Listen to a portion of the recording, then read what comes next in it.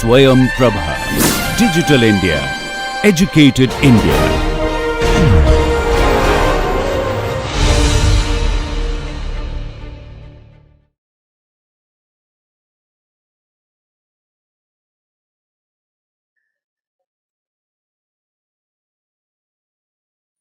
இதில் சமசதுரத்தில் முதலா சொல்லுங்க. அப்படி எதுவும் இல்லை. அதாவது முன்னாடி நான் சொன்னேன் இல்லைங்களா, முகமண்டபம்னு ஒன்று சொன்னேன் இல்லைங்களா, அந்த முகமண்டபம் இந்த மாதிரி தான் பிரிக்கணும். அலங்கார வேலைகள் அதிஷ்டானங்கள் வேணும்னா வேணும்னு சொன்னோம் இல்லைங்களா, எல்லாமே அதுக்கு வந்துடும். ஆனால் இந்த மண்டபங்கள் 4 கால்களுக்கு மேற்கொண்டு செல்ல போனால், முகமண்டபம் 4 கால்களில் தான் உங்களுக்கு கிடைக்கும். அதுக்கு மேற்கொண்டு செல்ல போனால் அந்த பத்தியெல்லாம் எப்படி பிரிக்கணுன்றது பார்க்குறது தான். தனியாக வரும்போது இதனுடைய உயரத்துக்கு அந்த உயரம் அந்த வருஷம் அளவுகள் கருவறை அளவு எடுத்தால் நீங்கள் அந்த சதுரசத்தை நீங்கள் முடிவு பண்ணணும். சதுரசம் உங்களுக்கான கருவறைய அளவுக்கு அங்கே ஒத்து வரல, அதாவது எப்படி கூட்டியும் போக சொல்கிறாங்க, முதல்ல எப்படி அளவு பிரிக்க சொல்கிறாங்க, கூட்டும் போக சொல்கிறாங்க, 3 முழம் தொடங்க சொல்கிறாங்க, அதுலேருந்து அதனுடைய விரிவாகத்தை கூட்டி போக சொல்கிறாங்க இல்லையா. இது கூட்டி போகிற விஷயம் உங்களுக்கு ஆயாதிக்கு பொருத்தமாக இருந்தாலும் பார்க்கலாம், அல்லது கருவறையினுடைய அளவுக்கு பொருத்தம் வந்தாலும் பார்க்கலாம். ஏதோ ஒன்றுக்கு பொருத்தம் வரலன்னா மற்றதை எடுத்துக்கலாம். இப்படியும் இருக்கும், அப்படியும் இருக்கும். அப்போ என்னாகுன்னு கேட்டிங்கன்னா, இந்த உபபீடமானது நீங்கள் அமைக்கிற உபபீடமானது சம அளவில் இருக்கணும். அதுதான் மண்டபத்தினுடைய எல்லா பகுதிக்கும் ஒரே மாதிரி இருக்கணும். அதன் மேலே அந்த உபபீடத்து மேலே அந்த மண்டபத்தை அமைக்கணும். அந்த மண்டபத்து மேலே நீங்கள் இந்த பஞ்சாங்க வேலைக்குன்னு சொல்லக்கூடிய இந்த அதிஷ்டானத்தையும் அமைச்சு அதன் மேலே தூண் அமைக்கணும். தனி அளவு தான். ஒரு பெரிய கோயில் இருந்தால் அதனுடைய கருவறை நியமனத்தை கொண்டு நியமனம் பண்ணலாம், இல்லை தேவைக்கேற்ப மாதிரி ஆயாதி கணக்கிட்டு அதையும் நியமனம் பண்ணலாம். இது ரெண்டுமே 2 விதமான முறையில் முடிவு பண்ணலாம். இப்போ இந்த சமசதுர மண்டபத்தை காசியபத்தில் என்ன சொல்கிறாங்கன்னா 1, 2, 3, 4ன்னு அவங்க எண்படி சொல்கிறாங்க. அதுக்கு பெயர் எதுவும் சொல்லலை. 1வது மண்டபம், 2வது மண்டபம், 3வது மண்டபம் அந்த மாதிரி காசியபத்தில் சொல்கிறாங்க. அதில் பக்கம் 4ல் பார்த்தீங்கன்னா சமசதுர மண்டபம். இது சாதாரணமாக நிறைய இடங்களில் பார்த்துருப்பீங்க. இதுக்கு முதல் மண்டபம்னு சொல்கிறார் அவர் காசியபத்தில். இதுக்கு அடிப்படையான விஷயமே என்ன சொல்கிறாங்கன்னா, 3 பத்திகளும் 16 ஸ்தம்பங்களும் 16 அல்ப நாசிகளும், அதன் மத்தியில் கூடம் இருக்க வேண்டும், 4 திக்குகளிலும் அல்லது 8 திக்குகளிலும் துவாரமுடையதாக, அல்லது 2 ஜாலகமுடையதாக, அல்லது ஒரே துவாரமுடையதாக. இதுக்கு எல்லா அர்த்தமும் அதில் புரிஞ்சிருக்கும்னு நினைக்கிறேன் உங்களுக்கு. 3 பத்தி இருக்கணுன்றாங்க. இதில் பத்தின்றது என்னன்னு கேட்டிங்கன்னா இடைவெளி. அப்போ 1, 2, 3 இருக்கா, இப்படி பார்த்தோன்னா அதே மாதிரி 1, 2, 3. ஸோ 3 பத்தி. சமசதுர மண்டபம் 3 பத்தி, 1வது வகை மண்டபம் காசியபத்தில் 3 பத்தி இருக்கணும். அதுக்கு 16 கால் ஸ்தம்பங்கள் இருக்கணும். ஸ்தம்பம்னா கால், 16 கால் இருக்கணும்னு சொல்கிறாங்க. இந்த மாதிரி அமைக்கும்போது 16 கால் வந்த போதுக்கு 16 அல்பநாசிகள் கேட்குறாங்க. அல்பநாசினா நம்ம கருவறையில் படிக்கும்போது பார்த்துருக்கோம், ஒவ்வொரு காலுக்கு நேரும் கபோத்தில் என்ன பண்ணணும், நாசி வரணும்னு சொன்னோம். அந்த நாசி 16 இதில் வருமானு பாருங்கள். ஒரு பக்கத்துக்கு 4 நாசி வரும் இல்லையா, 1, 2, 3, 4, 1, 2, 3, 4, 4 × 4 16 நாசி. ஸோ சொல்லப்பட்டுள்ள சூத்திரம் இது பொருத்தமாக இருக்கா இல்லைங்களா.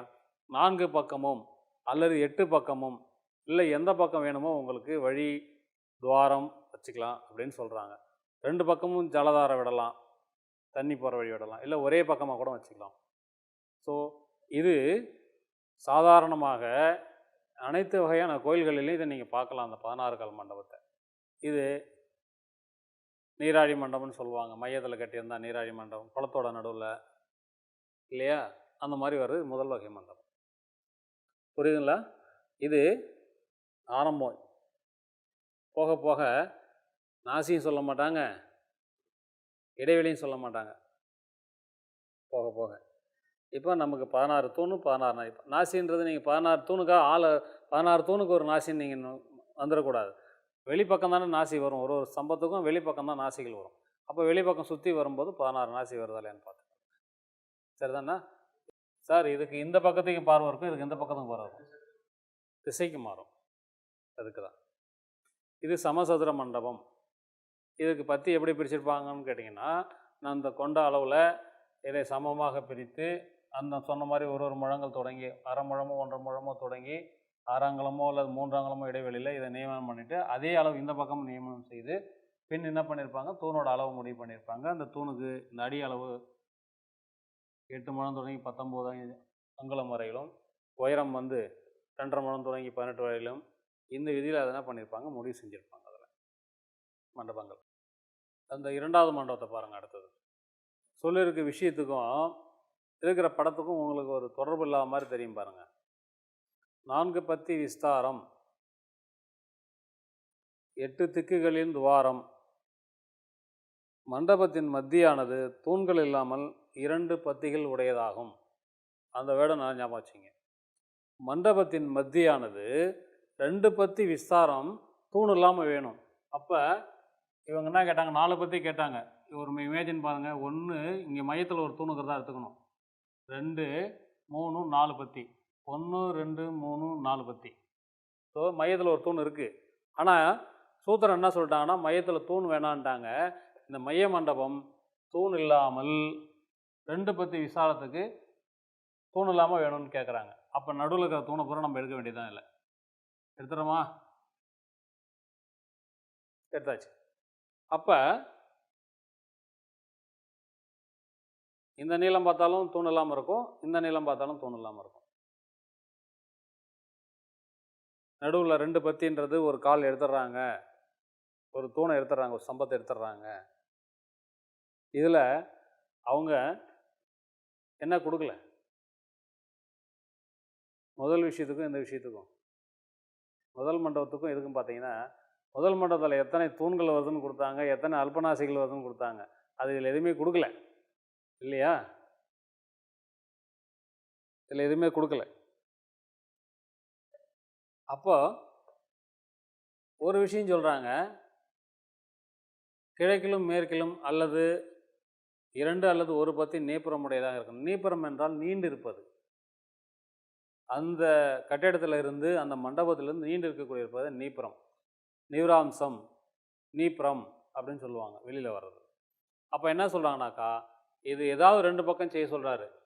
1 பத்தி நீப்புறம் உடையதாக கிழக்கு அல்லது மேற்கு செய்ய சொல்கிறாரு. ஆனால் எல்லாத்துக்கும் அவங்க என்ன சொல்கிறாங்கன்னா, வழி இருக்கலான்னு சொல்கிறாங்க. அதனால் கூடுதலாக எந்த பக்கமும் செய்கிறாங்க, தெற்கு வடக்குலையும் சேர்த்து செய்கிறாங்க. எல்லா பக்கமும் ஒரு வழி இருக்குன்னு கேட்குறதுனால எல்லா பக்கமும் சேர்ந்து வைக்கிறோம். இங்கே இந்த 2 முகசாலை, அதாவது நீப்புறம் நீட்டி கொடுக்குறது வெளியில், இது தனி.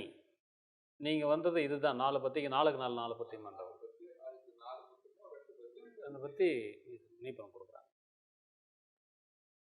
1 அல்லது 2 பத்தி கொடுக்கலான்றாங்க. என்ன சொல்கிறாங்க, 2 அல்லது 1 பத்தி நீப்புறம் கொடுக்குறாங்க.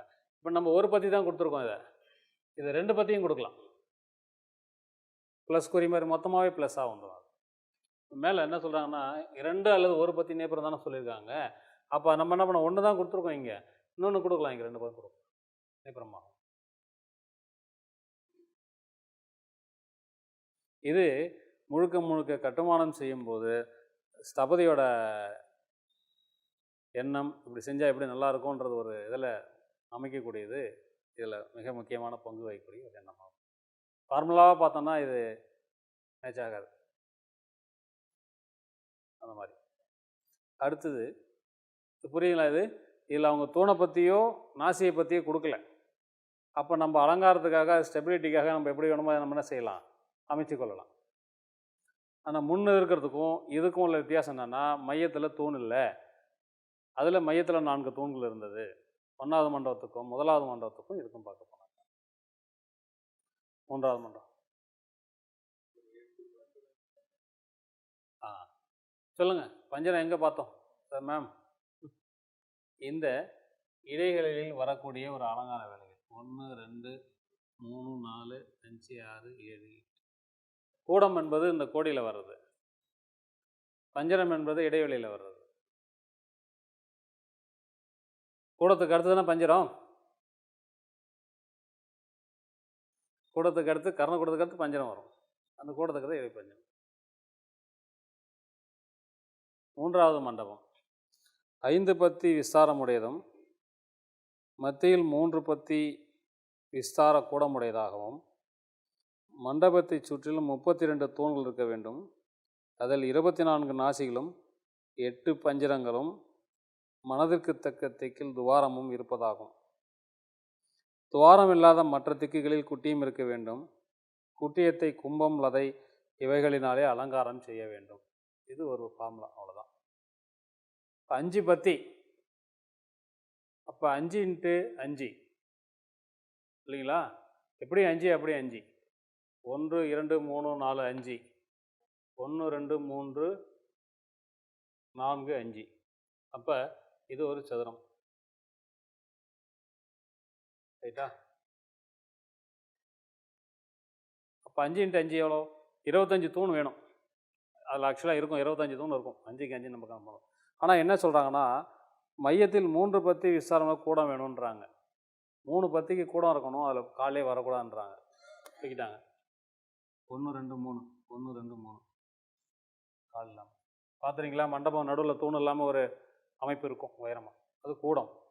உயர்ந்து இருக்கிறது, அங்கனம் உயர்ந்து இருக்கிறது. அப்போ இந்த மாதிரி இருக்கக்கூடிய இடம் என்ன பண்ணான்னு கேட்டிங்கன்னா, அங்கே இருக்கக்கூடிய அங்கே 4 தூண் எடுத்துட்டாங்க.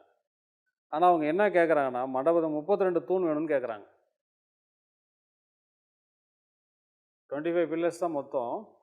ஆனால் இங்கே 4 எடுத்தாச்சு மையத்தில். ஆனால் 32 பில்லர்ஸ் வேணும்னு கேட்குறாங்க. அப்போ முன்னாடி நம்ம செய்த மாதிரியே இந்த அலங்கார தூணை என்ன பண்ணுறோம், வெளியில் நீட்டி கொடுக்குறோம். அப்போ அந்த 32 தூண் அதில் கிடைக்குதா பாருங்கள். 36 7 தானே? ஆமாம். அதில் ஒரு சின்ன மாற்றம், பிரிண்டிங் மிஸ்டேக் இருக்குமா? அது பிரிண்டிங் மிஸ்டேக் சின்னதாக ஒரு நம்பர் இல்லை அதில் ஒன்றும் இல்லை, நான் சொன்ன தப்பாக சொல்லிட்டேன். 5 பத்தி 6 தூண் வரும். 6 6 36 தூண் வரணும். பத்தி 5 6, நான் தான் தப்பாக சொல்லிட்டேன், சாரி. 1 2 3 4 5 பற்றி சொன்னோம் இல்லையா? தூணு 1 2 3 4 5 6 தூண். அப்போ 6 கால் வந்தால் தான் 5 இடைவெளி வரும். அப்போ 36 தூண் இல்லை இல்லையா? 36 தூண். 4 மையத்தை எடுத்துட்டால் 32 தூண் இல்லையா? 32 தூண். அதை இதில் அந்த 32 தூணை இந்தவாறு வழி அமைச்சிருக்காங்க. அதில் என்ன சொல்கிறான்னு கேட்டாக்கா, மனதிற்கு மனசுக்கு எந்த பக்கம் தேவையோ அந்த திக்கில் நீங்கள் துவாரம் வச்சுக்கலான்னு சொல்கிறாங்க. மற்ற திக்குகளில் குட்டியம் இருக்க வேண்டும். குட்டியம் என்பது சுவரால் அடைக்கலாம்னு சொல்கிறாங்க. எந்த பக்கம் துவாரம் இல்லையோ அந்த பக்கத்தில் நீங்கள் சுவரால் அடைச்சிங்க. அந்த சுவரில் கும்பலத்தா கும்பம் அந்த விதமான வேலைப்பாடுகள்லாம் அமைக்கணும்னு சொல்கிறாங்க. இதில் நாசி மட்டுமே மாற்றமுடையதாக வரும்னு நினைக்கிறேன். 24 நாசிக்கு எத்தனை நாசி பதில் வரும்? 24 நாசி இருக்கிறதுல இப்போ 24 நாசி இதில் கிடச்சிருதா? 24 நாசி எங்கெங்கே வரும்னு புரியல. இது மட்டும்தான் நம்மளுடைய பார்வை. 1 2 3 4 5 6 4 × 6 24 நாசி. இதுதான் பத்தியோட மண்டபத்தோட பத்தி. இதுதான் நீங்கள் கேட்குற 5 பத்தி. 1 2 3 4 5 பத்தி 6 கால் வருது. இந்த பக்கம் இதில் 1 நாசி, இதுக்காக இந்த பக்கம் ஒரு நாசி 2, இதுக்காக இந்த பக்கம் 1 3 4 5 6. ஸோ ஒரு பக்கத்துக்கு 6 நாசி, 4 பக்கம் 24 நாசி. இப்போ இந்த புரியுதுங்களா? இது அடுத்தது 4வது மண்டபம். இந்த 4வது மண்டபத்துக்கு ஒரு வரைபடத்தை நீங்களே ஒரு முடிவு பண்ணுறீங்க, இல்லை சொல்கிறீங்க இதுக்கப்புறம் எல்லாமே. ஏன்னா இதற்கான வரைபடங்கள் எந்த நூல்கள்லையுமே எதுவுமே கொடுக்கப்படலை, தியரிட்டிக்கலாக தான் இருக்குது. அதே மாதிரி இது நீங்கள் இப்போ நம்ம அதை செய்து பார்க்க போகிறோம். ஒரு சின்ன எதுவானா கோலம் போடுறதுக்கு புள்ளி வைக்கணும் இல்லையா? அந்த மாதிரி புள்ளிகள், அதுதான் மண்டபம். ஓகேவா? பார்க்கலாம். 4வது மண்டபம் சதுரச்சமாகவும் 6 பத்திகள் உடையதாகவும் மத்திய கூடமானது 2 பாகங்களை உடையதாகவும் மத்திய கூடம் 8 பாதங்களுடன் கூடியதாக இருக்க வேண்டும். 4 துவாரமோ அல்லது இஷ்டமான திக்கில் துவாரமோ இருப்பதாகவும் மத்திய கூடமானது 2 பத்திகளால் சூழப்பட்டு முதல் பத்தி 2வது பத்தி என பிரித்து காட்டுவதாக இருக்க வேண்டும். 4 திக்குகளும் பத்திரங்களுடன் கூடியதாக இருக்க வேண்டும். அதில் 48 தூண்களும் 24 அல்பநாசிகளும் இருக்க வேண்டும். குட்டியத்தை கும்பம் லதை முதலியவர்களால் அலங்காரம் செய்ய வேண்டும். சொல்ல இருக்க விஷயம் என்னன்னு புரிஞ்சிங்க. 6 பத்திகளால் சதுரமாக இருக்கணும் மண்டபம் ஒன்று. ரெண்டாவது மைய கூடமானது 2 பத்திகளால் பாகங்களோட இருக்கணுன்றாங்க. அந்த கூடம் 8 கால்களில் இருக்கணுன்றாங்க. அந்த கூடமும் முதல் பத்தி ரெண்டாவது பத்தின்னு 2 விதமான பத்தி அது உள்ளே பிரித்து வேணும்னு கேட்குறாங்க. அடுத்தது எந்த திக்கில் வேணாலும் என்ன பண்ணலாம், இஷ்டமான திக்கில் துவாரம் இருக்கலாம், மற்ற திக்கு சுவராக இருக்கணும். அப்படி சுவர் இருந்தால் அந்த சுவர் தான் குட்டின்னு சொல்கிறது. சுவராக இருந்தால் அதில் கும்பம் லதம் அலங்காரம்லாம் இருக்கணும்னு சொல்கிறாங்க, லதை அலங்காரம்னு சொல்கிறாங்க. இப்போது 6 பத்தின்னும் போது எத்தனை தூண் வரும்? 7. 7 × 7 49 தூண்கள் வந்து நம்மளுடைய சூத்திரத்துக்கு கிடைக்கும். 49 தூண்கள் கிடைக்கும். அதில் இவங்க என்ன சொல்கிறாங்கனாக்கா 48 தூண் இருந்தால் போதும்னு சொல்கிறாங்க. இப்போ ஒரு தூண் மட்டும் எடுக்க சொல்கிறாங்க. ஆனால் 24 அல்பநாசி 24 அல்பநாசிகள் இருக்கணும். 24 அல்பநாசின்னு கேட்குறாங்க. இதை நீங்கள் ஒரு சின்ன ஒரு எக்ஸ்பெரிமெண்டல் நீங்கள் அப்படியே எப்படி வரும்ன்றதை நீங்கள் ஒரு சின்ன எனக்கு கோலம் நேராக போட தெரியாது.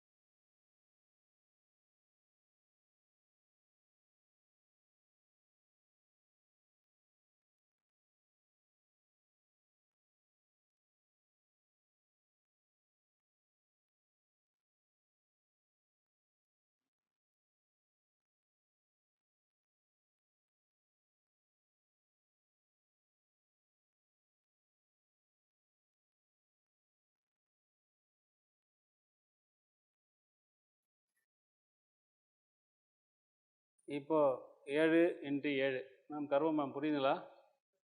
போட்டிருக்கு ரைட்டா? 7 7 வருதா? 49 தூண் வருது.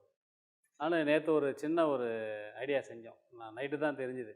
சரி ஒரு 10 கிராஃப் ஷீட் கொண்டு வர சொல்லலாமா எல்லாரையும் அப்படின்னு சொல்லிட்டு ஒரு சின்ன எஸ்எம் செய்து பார்க்கறதுக்கு தானே. ஒரு தெளிவு ஈஸியாக கிடைக்கும். பேப்பராக பார்த்துட்டு இருக்கிறத விட ஒரு சின்ன தெளிவு கிடைக்கின்றது. அப்புறம் அது டைம் நிறையா வேணும் நமக்கு. ஏன்னா இருக்கிற இந்த டைமில் அது 1-2 எக்ஸ்பெரிமெண்ட்டு தான் நம்ம செய்ய முடியும். நம்ம அதுக்காக சொல்லுவோம்.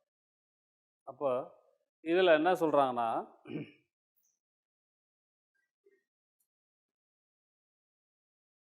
6 பத்தி இருக்கா?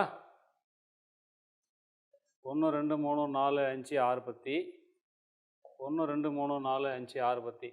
6 6 7 கால் 49. இதில் மத்திய கூடமானது 2 பாகங்களை உடையதாக இருக்க வேண்டும். அப்போ 2க்கு 2 சமமாக வேணும்னு கேட்குறாங்க. 2 பாகத்தில் இருக்கணும் மத்திய கூடம். அப்போ அந்த மத்திய கூடம் பண்ணுறது 1 2 1 2 1 2 1 2. இப்போ இது மத்திய கூடம் ஆகிடுதா?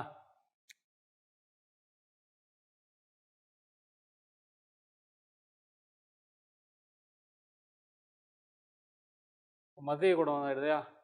இது தூண் இல்லாமல் வேணும்னு கேட்குறாங்க. என்னம்மா சொல்லுங்கம்மா, இது புரியுதா? மத்திய கூடமானது தூண் இல்லாமல்னா அப்போ இந்த தூணை எடுத்தால் தான் மத்திய கூடம் ஆகும், சரியாகும். அப்போ 48 தூண் கிடச்சி போகுது. ஒரு தூண் எடுத்துட்டாக்கா உங்கள் ப்ராப்ளம் சால்வ்னு நீங்கள் நினைக்கிறீங்க. அடுத்து என்ன சொல்கிறாங்கன்னா மத்திய கூடம் 8 பாதங்களுடன் கூடியதாக இருக்கணும். மத்திய கூடமே 8 பாதம் வேணுன்றான். திரும்பி மத்திய கூடம் 8 பாதம் வேணும். அடுத்தது அதில்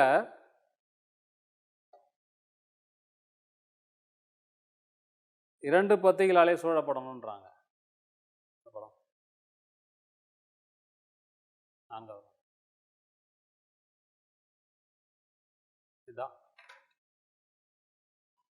அப்போ என்ன பண்ணுறோன்னா இந்த மையத்தில் இருக்கிற தூணெல்லாம் எடுத்துடுறோம். 8 மண்டபம் வருதா? மையம் 1 2 3 4 5 6 8 தூண். மைய மண்டபம் 8 தூண்களாக போடுதா? அடிஷ்னலாக 8 தூண் மையத்தில் கொடுக்குறோமா? 8 பில்லர்ஸ். 2 பத்தி வேணுன்றான். உள்ள ஒரு பத்தி, வெளியில் ஒரு பத்தி வேணுன்றாங்க. அப்போ உள்ள 4 கால் மண்டபம், அரங்கம், உள் அரங்கம். ரங்கமானது அப்படின்னு வார்த்தை கொடுப்பான். ரங்கமானதுன்னா அரங்கமானது. இப்போ உள்ள ரங்கம், ரங்கம்னா அரங்கம் தேவை. அப்போ உள்ள ஒரு பத்தியில் 2 பத்தியாக வேணும்னும் போது இந்த 8 காலில் கொடுக்குறோம், உள் மண்டபம் கொடுத்துட்றோம். மையத்தில் இது ஒத்தப்படையில் வரும்போது எப்போதுமே இரட்டை பத்திகளில் வரும்போது 2 4 6 8 பத்திகளில் வரும்போது மையத்தில் தூண் வரும். மையத்தில் தூண் வரதான் செய்யும். ஒற்றை பத்தியில் வந்தால் அந்த தூண் வராது. இரட்டை பத்தியில் வரும்போது இந்த தூண் வரும்போது இந்த தூணை எடுத்தால் தான் அந்த வழி என்ன ஆகும்? தெளிவடையும்.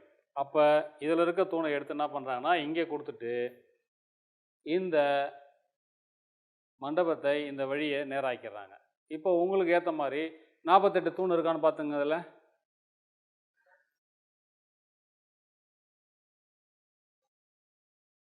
4 9 36 40 8 48. ஒரு பக்கத்துக்கு 9 தூணுமா அந்த கார்னரு. 4 4 9 36, மையம் 4 40, இந்த 8 தூண் மையத்தில் 48 தூண் கிடச்சிச்சா? 24 அல்பநாசி கேட்குறாங்க. அதில் 24 தானே? 24 அல்பநாசி. 1 2 3 4 5 6 6 × 4 24. இதை நீங்கள் இதில் வரைஞ்சி பார்த்தீங்கன்னா தெரியும். இப்போ என்ன பண்ணணும்னு கேட்டிங்கன்னா இதில் இந்த 3 பக்கம் இருக்கக்கூடிய இந்த தூணெல்லாம் எடுத்துடணும்.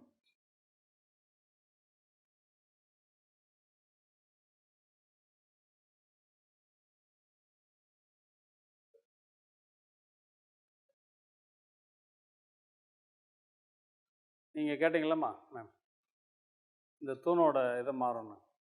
இப்போ இந்த இடத்துல பார்த்தீங்கன்னு வச்சுங்க 2 பத்தி விஸ்தாரம் வந்த போது அப்போ இந்த இடத்துல என்ன தூண் போட வேண்டியதாக வரும்? அணுவெட்டு கால்னு சொல்லக்கூடிய இந்த நீலத்தூண் போட்டு நாடாங்க சட்டம் போட்டு என்னுடைய இடைவெளியை குறைச்சி அது மேலே பார்த்தோம்.